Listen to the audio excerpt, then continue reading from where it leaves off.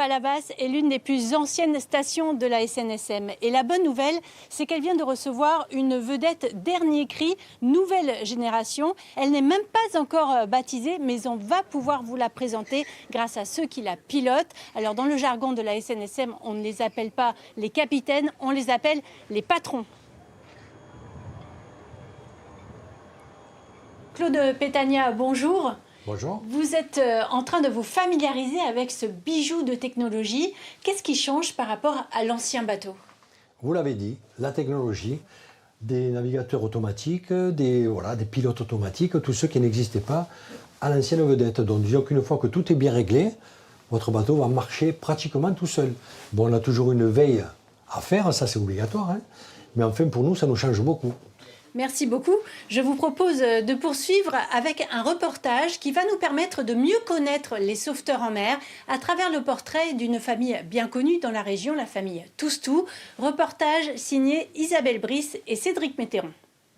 Voilà. Mais oui, tu vois, c'est une partie de l'histoire. Dans la famille Toustou, on est sauveteur en mer depuis le 19e siècle. Le premier de cordée, c'était lui, Jean. Ouais, donc tu vois, l'autre jour, je te parlais de l'arrière-arrière-grand-père. Pour toi, ton arrière-arrière-arrière-grand-père, j'ai un soutien. Tu vois, la première médaille que l'on a, c'est celle-là, c'est 1877. Depuis que les canots à rame ont disparu, les femmes ont le droit d'embarquer. À 16 ans, Laura a donc pu reprendre le flambeau. Elle représente la 6e génération de sauveteurs en mer. J'ai toujours eu la même admiration pour ceux qui m'ont précédé, parce qu'ils ont toujours eu le même courage et je vois que ça se perpétue, donc c'est bien. Laura a toujours vécu au rythme des alertes météo et des appels au secours. Pourtant, elle n'a jamais eu peur de voir ses parents prendre la mer. Avec mes yeux d'enfant, moi je voyais, ils partent en mer, ils vont aider quelqu'un, c'est génial, c'est tout. C'est des héros, quoi. Pour moi, c'était vraiment, avec mes yeux d'enfant, des héros. Bien sûr, on est fiers quand on a un enfant qui marche sur les traces de ses aînés, mais aussi d'inquiétude parce que ce que l'on fait, c'est pas neutre. On prend des risques pour essayer de sauver des gens.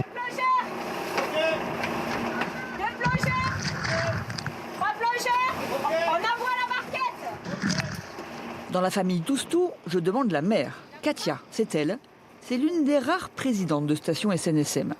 Par temps calme ou en mode exercice comme aujourd'hui, l'un de ses grands plaisirs, c'est d'avoir toute sa famille à bord. Beaucoup de bonheur. J'ai l'impression que tout est à sa place. Quand Laura est là et mon mari est là, on fait tout ensemble comme on a toujours tout fait. Et là, c'est chouette. Et puis ici, pour Laura, c'est comme une deuxième famille. Elle fait ses classes au milieu des sauveteurs, affectés aux tâches simples. On n'est pas à côté de l'action, on y participe. C'est plus pratique pour eux, donc on les aide. Donc non, ça va très bien. Là, c'est un peu le rôle comme un mousse sur un bateau, quoi. C'est le truc le plus facile. C'est exactement ça. On est tous passés par là, je pense. Aller récupérer le mannequin de 40 kilos dans l'eau à 14 degrés. Pas encore, je pense. Je les laisse faire.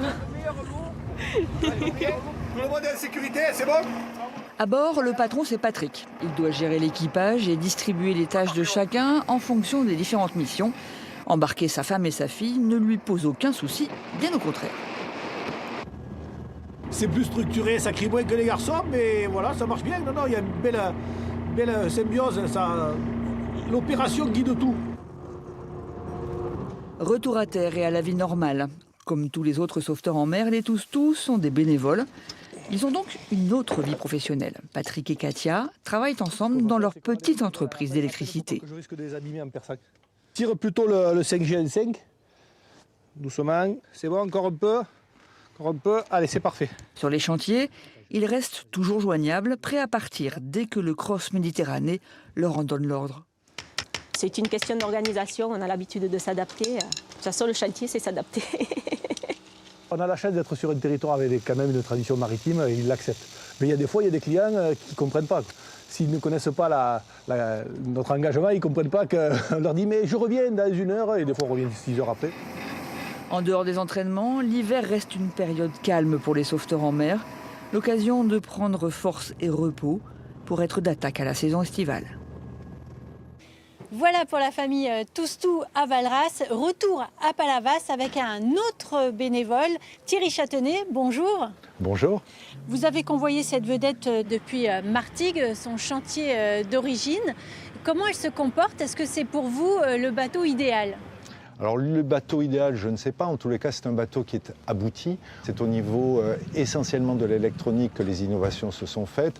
Vous avez tout d'abord une caméra thermique, une caméra infrarouge qui, comme vous l'entendez, est bien utile au niveau des recherches et qui nous permettent de nous faciliter les choses au niveau des recherches de nuit.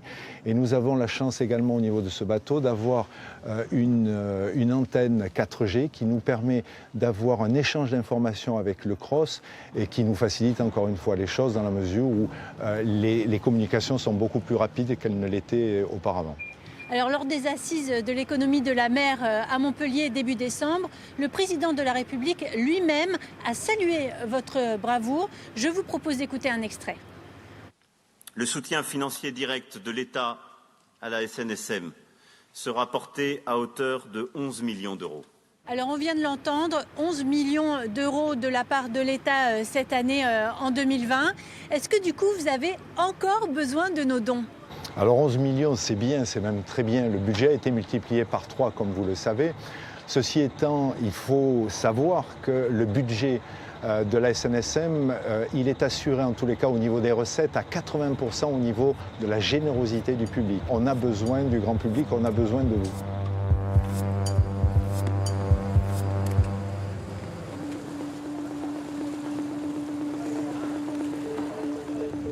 Après 30 ans de bons et loyaux services, les vedettes sont remplacées, on vient de le voir ici à Palavas, mais lorsqu'elles arrivent à mi-parcours, après 15 ans d'existence, elles ont besoin d'être totalement remises à neuf et la note est salée, 300 000 € pour la vedette de Port-Camargue, 150 000 € pour la vedette de Leucate dans l'Aude. Alors n'hésitez plus, la SNSM a encore besoin de vous.